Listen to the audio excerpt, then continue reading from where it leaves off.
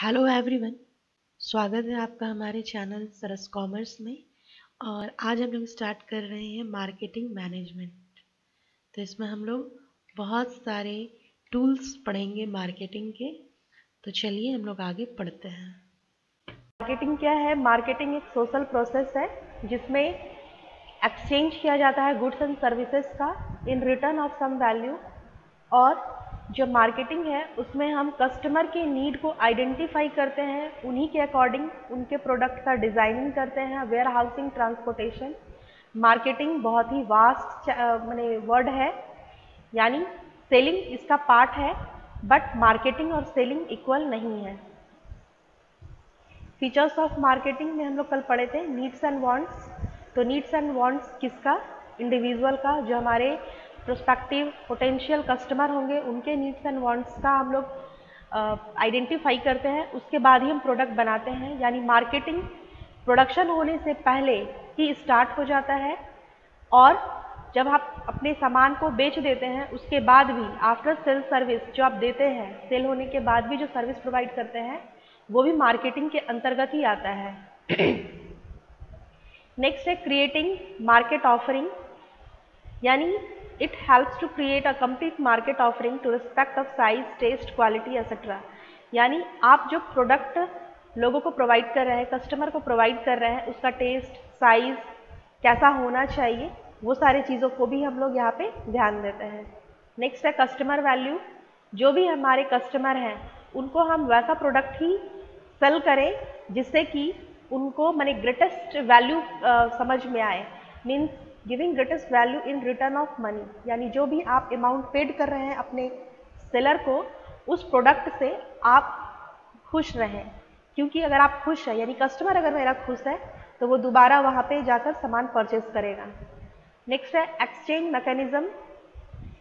Barter system में हम लोग सामान का लेन देन करते थे, यहाँ पर हम लोग कुछ अमाउंट पे करके, यानी अमाउंट पे करके हम लोग गुड्स और सर्विसेज दोनों लेते हैं। ठीक है, गुड्स भी ले सकते हैं, सर्विसेज भी ले सकते हैं। तो ये होता है exchange mechanism. Next marketing and selling. Marketing, तो ये डिफरेंस बताया गया है किस आधार पे है।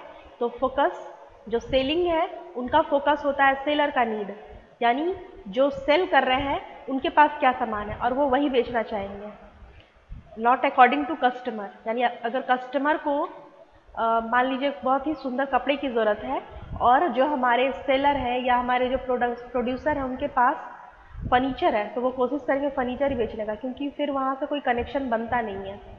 अगर उनको कपड़े की ज़रूरत है और हमारे पास फर्नीचर है, तो हम अपने फर्नीचर को बेचने की कोशिश करेंगे, ना कि उनके लिए हम कपड़ा फिर बनाना स्टार्ट कर देंगे। तो सेलिंग में नीड होता है, सेलर के नीड को ध्यान रखा जाता है। मार्केटिंग में कस्टमर के नीड को ध्यान में रखा जाता है।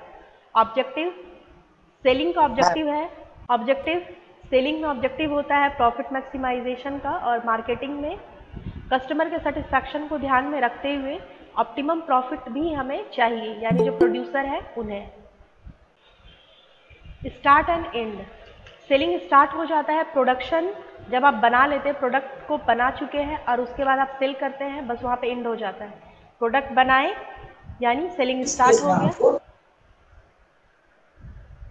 सेलिंग स्टार्ट हो गया। और जब प्रोडक्ट आप बेच दिए उसके बाद सेल खत्म हो गया। लेकिन मार्केटिंग में ऐसा नहीं है, मार्केटिंग तब स्टार्ट हो जाता है जब आप प्रोडक्ट बनाए भी नहीं हैं। यानी जब आप मार्केट सर्च कर रहे हैं, मार्केट में आप पता कर रहे हैं कि मुझे कौन सा ऐसा प्रोडक्ट बनाना चाहिए जो कस्टमर को नीड है, और जब आप सेल कर देते हैं उसके बाद भी, अभी आप देखे होंगे कि बहुत सारे ऐसे सामान बिकते हैं, इलेक्ट्रॉनिक सामान हो या मोबाइल हो, जिसमें आप सेल कर देते हैं, उसके बाद भी आपका अगर मोबाइल ख़राब हो रहा है तो आप उसके सर्विस सेंटर में जाके वो आपको फ्री में आपका मोबाइल बना देता है। तो ये क्या है? मार्केटिंग है। यानी मार्केटिंग स्टार्ट कब हो गया? प्रोडक्शन होने से पहले, और सेल होने के बाद भी ये चलता रहता है। नेक्स्ट, स्क्रीन दिख रही है ना सभी को? Yes ma'am. Producer is considered king pin of market. Selling में जो प्रोड्यूसर है वो किंग होता है, और मार्केटिंग में कंज्यूमर जो है वो किंग होता है। ठीक है, नेक्स्ट अप्रोच क्या है?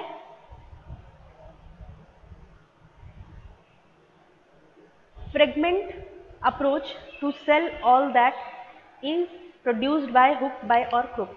यानी जो सेलिंग है वो विखंडन विधि है, यानी हम अपने कस्टमर के जो नीड है उसको ध्यान में ना रखकर विखंडन विधि को अपनाते हैं और अपने सामान को किसी भी तरीके से बेचने की कोशिश करते हैं। आप जब किसी बहुत ही जो हार्ट वाला लगता है वहाँ पे आप जाइए, कोई पर्स बेच रहा होता है, कोई स्वेटर बेच रहा होता है, तो आप देखते होंगे कि वो कितना अच्छे से कन्विंस करता है कि हम लोग को नीड ना होने के बावजूद हम लोग को प्रोडक्ट परचेज कर लेते हैं। ठीक है, सेलिंग में ये होता है। और मार्केटिंग में क्या होता है? इंटीग्रेटेड अप्रोच, यानी एकीकृत, यानी हम पहले तो आइडेंटिफाई करते हैं कस्टमर के नीड को, सेटिस्फाई करने की कोशिश करते हैं अपने कस्टमर को। तो ये जो अप्रोच है वो मार्केटिंग में यूज होता है। नेक्स्ट हम लोग पढ़े थे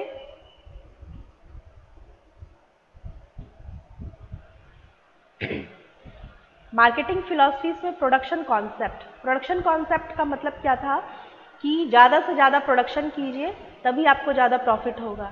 यानी आप ज़्यादा अगर प्रोडक्शन करते हैं तो जो एवरेज कॉस्ट है वो क्या होगा, पर यूनिट आपको कम लगेगा, और जब आप सेल करेंगे तो आपका जो प्रॉफिट है वो ज़्यादा से ज़्यादा होगा।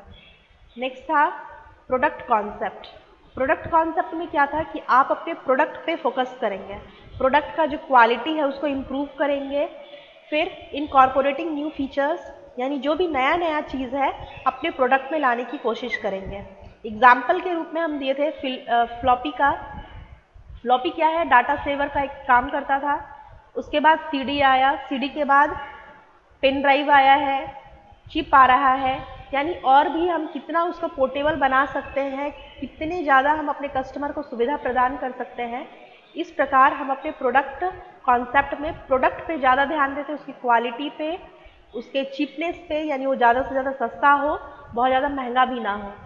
नेक्स्ट है सेलिंग कॉन्सेप्ट, जो कि हम आपको आगे बताए हैं। सेलिंग कॉन्सेप्ट में जो हमारा इस कॉन्सेप्ट में बोल रहा है कि जो भी हमारा बिजनेस है या हमारा जो प्रोडक्ट है उसको किसी भी प्रकार से आपको बेचना है, यानी आपको ज़्यादा से ज़्यादा सेल पे ध्यान देना है, नंबर ऑफ क्वालिटी और प्रोडक्ट आपको बेचना है और अपने बिजनेस का सर्वाइवल और ग्रोथ करना है, यानी बाय हुक बाय क्रुक आपको अपना प्रोडक्ट को सेल करना है। नेक्स्ट था मार्केटिंग कॉन्सेप्ट, जिसमें हम आपको बताए हैं कि कस्टमर के सेटिस्फैक्शन को ध्यान में रखा जाता है, मार्केट रिसर्च किया जाता है कि अभी हमारे कस्टमर को किस चीज़ की ज़रूरत है। अगर हमारे प्रोडक्ट जो हम बना रहे हैं उसमें किसी प्रकार की असुविधा हो रही है कस्टमर को, तो हम फीडबैक लें अपने कस्टमर से और उसको अपने प्रोडक्ट में उसको सार्वित करें, जिससे कि हमारा जो कस्टमर है, जो प्रोस्पेक्टिव कस्टमर है या जो प्रेजेंट कस्टमर है वो सेटिस्फाई रहे, ताकि वो हमारे बिजनेस में, हमारे ऑर्गेनाइजेशन में आए और हमारे सामान को परचेस करें। सोशियोटल मार्केटिंग कॉन्सेप्ट क्या था? इसमें मार्केटिंग तो करना है लेकिन वैसे चीज़ों का मार्केटिंग करना है जिससे कि हमारे कस्टमर का वेल बीइंग हो। वेल बीइंग मीन्स कल्याण हो, यानी जो भी हम अपने प्रोडक्ट को बेचें वो अगर मेरे कस्टमर यूज़ करें तो उनको उनसे फ़ायदा हो, उनसे उनका ग्रोथ हो। जैसे लाइक हम बात करते हैं कि जैसे बियर हो गया, अगर बियर जो पी रहे हो क्या होता है, मतलब उससे उनका तबीयत खराब हो सकता है, तो उस वैसे चीज़ों का मार्केटिंग ना किया जाए, वैसे चीज़ों को सेल ना किया जाए, उन सभी को रोका जाए, तो वो हमारे सेहत के लिए बिल्कुल भी अच्छा नहीं है। और जो भी हमारा जो प्रॉफिट आए, हमारे बिजनेस में जो प्रॉफिट आए कस्टमर को सेल करने के बाद, वो प्रॉफिट हम अपने सोसाइटी में यूज़ करें, लाइक पार्क बनाकर, लाइक स्कूल बनाकर, हॉस्पिटल बनाकर। तो आज हम लोग स्टार्ट कर रहे हैं फंक्शंस ऑफ मार्केटिंग। मार्केटिंग का क्या क्या काम है? पहला है gathering and analysing market information. Gathering जुटाइए, एनालाइज कीजिए, विश्लेषण कीजिए, यानी मार्केट रिसर्च कीजिए आप। यहाँ पे क्या बोल रहा है इस कॉन्सेप्ट में? This function helps the marketer to identify the needs of customer, यानी सबसे पहले मार्केटिंग का काम क्या है? आप अपने कस्टमर के नीड्स को आइडेंटिफाई कीजिए, पहचानिए कि उनको क्या ज़रूरत है। उसके बाद market research becomes the basis of product development and to conduct market research the marketer performs स्वेट एनालिसिस। स्वेट एनालिसिस क्या होता है? स्ट्रेंथ, एस का full form strength, weakness, opportunity and threats. अब यहाँ पे हम इसे कैसे समझते हैं?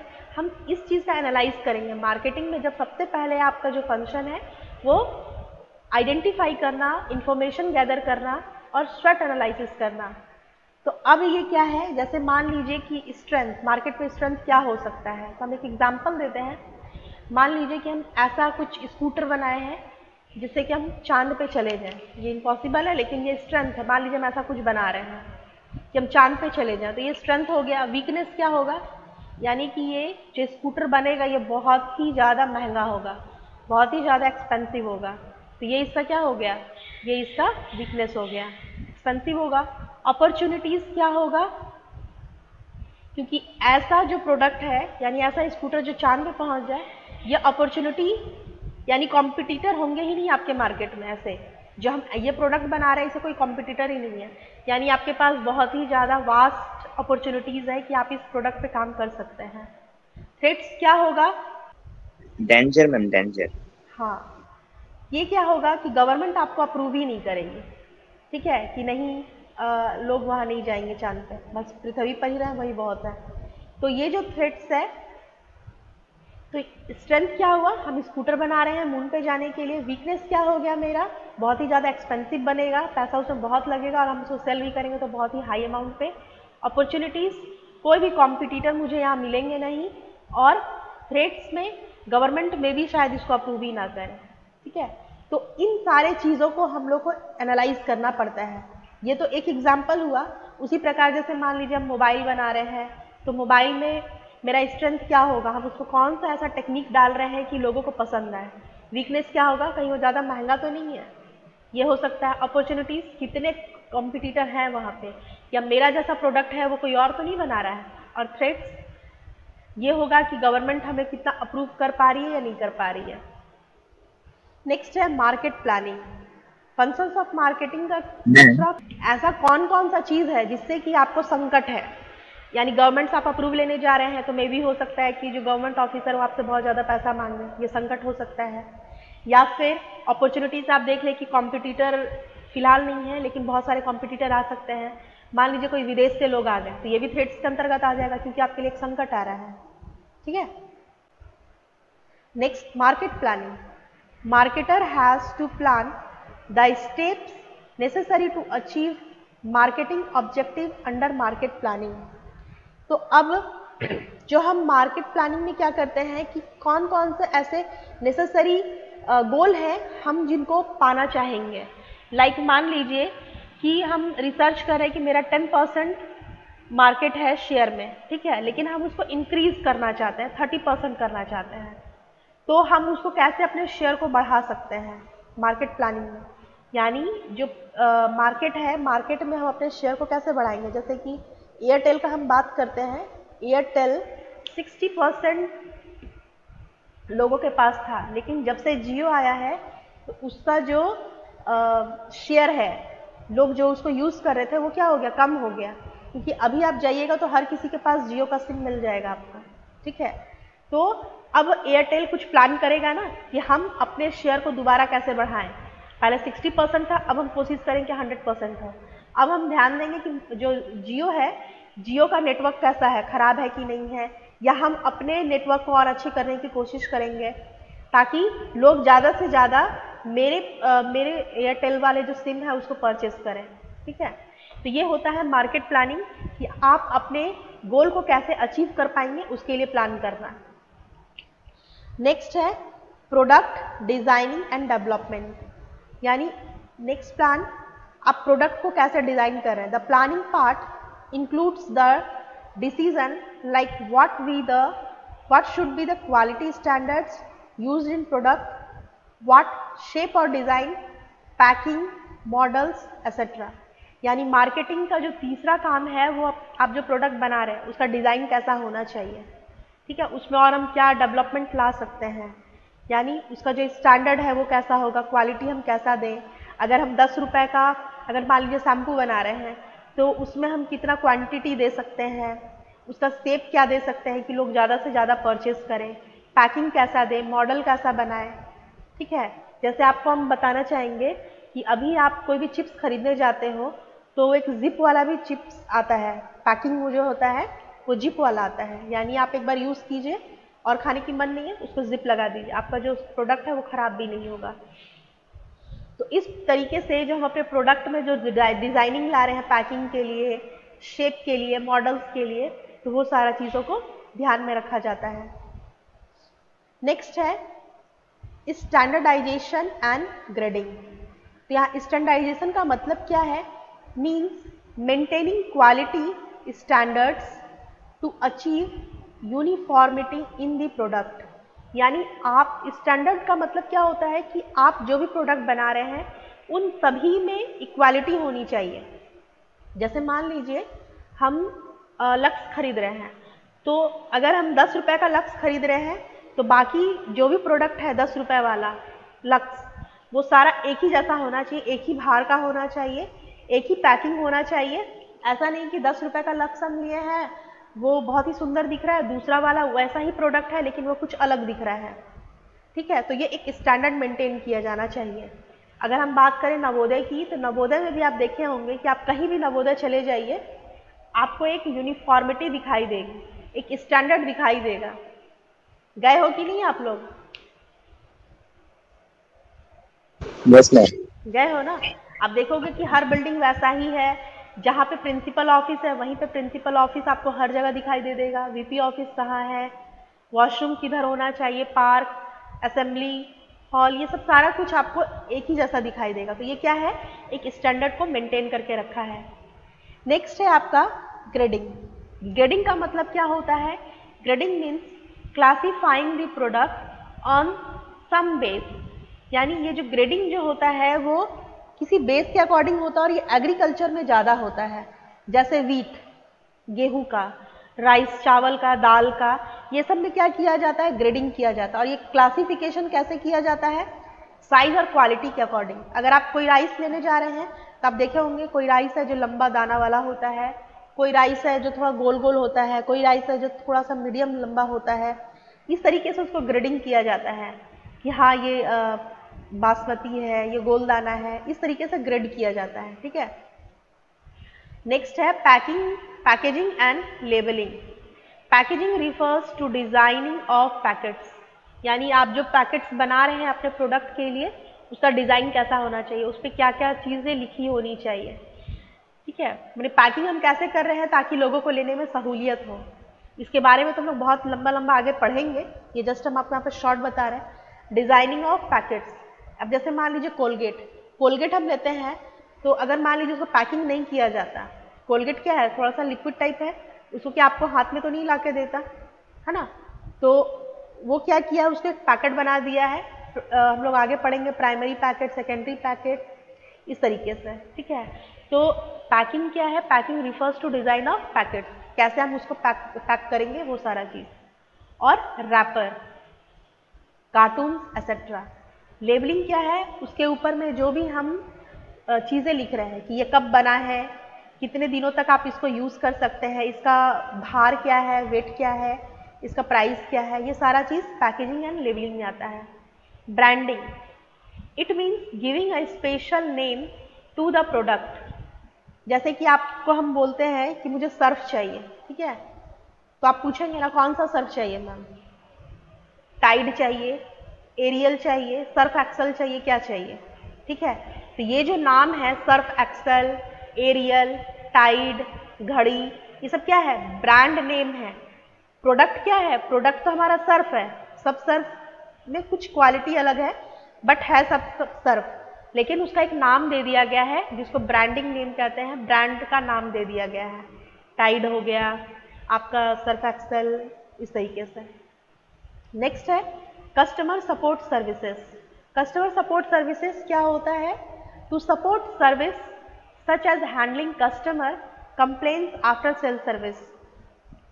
तो मार्केटिंग का ये भी एक फंक्शन है कि आपको सेल होने के बाद भी जो हमारे प्रोड्यूसर है, जो हमारे सेलर है, वो आपको सर्विस प्रोवाइड करते हैं। जैसे हम आपको एग्जांपल दिए पहले भी कि अगर आप कोई मोबाइल खरीद लीजिए, आपको 1 साल का वारंटी दिया जाता है, और अगर उस बीच में अगर ख़राब होता है तो आप सर्विस सेंटर में जाके उसे फ्री में बनवा सकते हैं। तो कस्टमर सपोर्ट सर्विसेज भी मार्केटिंग का एक फंक्शन है। नेक्स्ट है pricing of products, the money which a customer has to pay to buy a product और सर्विसेज। प्राइसिंग ऑफ प्रोडक्ट यानी आप जो अपने प्रोडक्ट को बना रहे हैं, सबसे पहले हम क्या किए थे, सबसे पहले हम gathering and analysing of market information किए थे, यानी मार्केट को हम सर्च कर लिए थे कि हम जो प्रोडक्ट बना रहे हैं वही प्रोडक्ट हमारे कॉम्पिटिटर कितने दाम में बेच रहे हैं। तो अगर मान लीजिए कोई चीज़ मुझे 5 रुपये में मिल रहा है किसी कस्टमर को और हम वही प्रोडक्ट को 6 रुपये में बनाएंगे तो कोई नहीं खरीदेगा, ठीक है। खरीदेगा तब जब आपका जो प्रोडक्ट है वो बहुत ही फेमस हो चुका है, तब ही लोग खरीदेंगे, अदरवाइज जो 5 का है वही लोग ज़्यादा प्रीफर करेंगे। तो प्राइसिंग ऑफ प्रोडक्ट यानी आप अपने प्रोडक्ट को किस तरीके से क्या दाम रख रहे हो, ये भी ध्यान रखने की ज़रूरत है अपने प्रोडक्ट का, अपने सर्विसेज का। नेक्स्ट है प्रमोशन एंड सेलिंग। जब आप अपने प्रोडक्ट का दाम रख लेते हो तो आपको प्रमोशन करने की ज़रूरत होती है और सेल करने की ज़रूरत होती है। Promotion includes all the activities which are undertaken to communicate with the customer and increase the sale। यानी आप जो भी प्रोडक्ट बनाए हैं वो प्रोडक्ट कस्टमर को कैसे आप बताइएगा, तो ये कम्युनिकेट करना ही प्रमोशन है। जैसे आप देखे होंगे कि कुछ भी नया चीज़ आता है मार्केट में तो उसका एडवर्टीजमेंट किया जाता है, ठीक है। कोई हीरो आ जाते हैं, वो भी आपके सामान को प्रमोट करते हैं कि हाँ ये प्रोडक्ट बहुत अच्छा है, मैंने यूज़ किया है और आप लोग भी इसको परचेस करने की कोशिश करें, परचेस करें, ठीक है। और जब प्रमोशन किया जाता है तो सेल क्या होता है, इंक्रीज होता है। तो promotion includes all the activity which are undertaken to communicate, यानी एडवर्टीजमेंट भी प्रमोशन का ही पार्ट होगा। आप पंपलेट बना के लोगों को बता रहे हैं कि हाँ हम ये पर्टिकुलर प्रोडक्ट बना रहे हैं, क्योंकि जब तक आप अपने कस्टमर को नहीं बताइएगा कि आपने क्या प्रोडक्ट बनाया है तब तक कोई कस्टमर आपके पास सामान खरीदने के लिए नहीं आएगा। तो प्रमोशन करना भी ज़रूरी है और सेलिंग करना भी ज़रूरी है, क्योंकि आप जब लोगों को बताएंगे कि मेरे पास ये प्रोडक्ट है और इसकी ये क्वालिटी है तो अपने आप लोग आपके सामान को परचेस करेंगे और आपका सेल इंक्रीज हो जाएगा। Yes ma'am. चलिए, physical distribution, it includes decision like choice of channel of distribution, maintaining inventory, storage, warehousing, etc. तो फिजिकल डिस्ट्रीब्यूशन में मार्केटिंग का ये भी फंक्शन है कि आप कौन सा फिजिकल डिस्ट्रीब्यूशन चूज करते हैं। जैसे मान लीजिए कि हम लोग अररिया में हैं और अररिया में कोई प्रोडक्ट बन रहा है, अब मुझे वो बेचना है आपका पटना जाकर, तो यहाँ पे हम कौन सा चैनल यूज़ कर सकते हैं, तो वो कैसे हम यूज़ करेंगे, हमें ये पता होना चाहिए कि हमारा जो प्रोडक्ट है वो कितने दिनों तक खराब नहीं होगा। अब जैसे मान लीजिए सब्जी है, सब्जी अररिया में हो रहा है, हम उसे झारखंड में ले जा रहे हैं तो टाइम लगेगा, हो सकता है कि रास्ते में वो सूख जाए, खराब हो जाए, ठीक है। लेकिन अगर हम वही अगर बर्तन का प्रोडक्ट बना रहे, बर्तन बना रहे, फर्नीचर बना रहे, तो ये मुझे पता है कि लंबे समय तक खराब नहीं होगा, तो हम इसे अगर हम इसे ट्रांसपोर्ट करते हैं झारखंड में तो कौन सा हम चीज़ों को यूज़ कर सकते हैं। जैसे जो मैन्युफैक्चरर है, हम लोग बीच में आगे में पढ़े भी होंगे, अब आप लोग जानते होंगे 10th क्लास में भी कि एक आता है ना मैन्युफैक्चरर यानी जो बना रहा है, दूसरा आता है होलसेलर और तीसरा आता है हमारा क्या है, फुटकर विक्रेता ना, रिटेलर, फुटकर विक्रेता। तो अगर हमारा प्रोडक्ट जो है वो लंबे समय तक चलेगा तो हम ये तीनों चैनल को यूज़ कर सकते हैं। लेकिन अगर हमारा सामान जो है वो बहुत लंबे समय तक नहीं चलेगा तो मैन्युफैक्चरर ही डायरेक्ट सेलर हो जाएगा, मैन्युफैक्चरर ही डायरेक्ट रिटेलर हो जाएगा। जैसे मान लीजिए जो सब्जी उगाते हैं वो क्या होता है, वो मैन्युफैक्चर भी करते हैं और तुरंत अपने मार्केट में जाकर उस सामान को सेल भी करते हैं।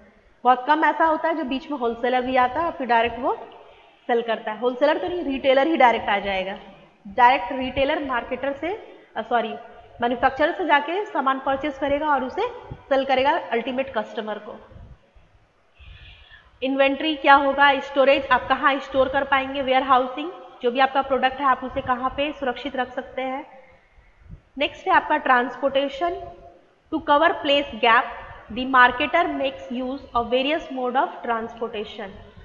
तो यहाँ पे आपको क्या बोल रहा है कि आप जो आप सामान बना रहे हैं और जो आपका सामान बिकेगा कस्टमर को, तो उस बीच में बहुत ही प्लेस गैप होता है। जैसे हम एग्जांपल दिए थे, बिहार में अगर हम प्रोडक्ट बना रहे हैं, झारखंड में मुझे ले जाना है, तो उस प्लेस को गैप को मेंटेन रखने के लिए, कवर करने के लिए हमें ट्रांसपोर्टेशन की जरूरत है। आप चाहे ट्रेन से ले जाइए, बस से ले जाइए, हवाई। Storage and warehousing. To cover the time gap as goods need to be protected from insect, theft और रोडेंट एक्सेट्रा। आप जो सामान कवर रखेंगे, अगर टाइम गैप है तो उस सामान को सुरक्षित रखने के लिए मुझे एक वेयर हाउस की जरूरत होगी, गोदाम की, कीड़ों से बचाने के लिए, चोरी से बचाने के लिए और चूहों से बचाने के लिए। तो ये सारा जो है ये फंक्शन ऑफ मार्केटिंग है।